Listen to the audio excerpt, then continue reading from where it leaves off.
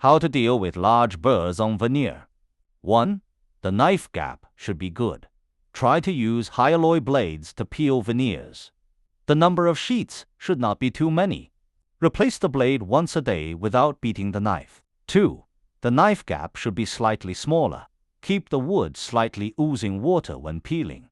The board surface should not appear asbestos-like. 3. The knife slope should not be too long.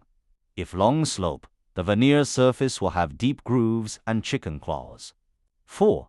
The knife height should not be too low. If it is too low, the burrs will increase. 5. Increase the pressure. Otherwise, the wood will not be restrained between the 3 rollers. 6. The peeling machine should have sufficient power. 7. The single roller chain should not be too loose, especially for single roller dual power machines.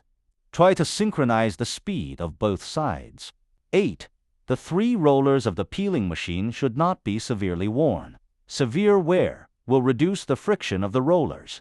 9. It is best to use a small millet pattern on the single roller.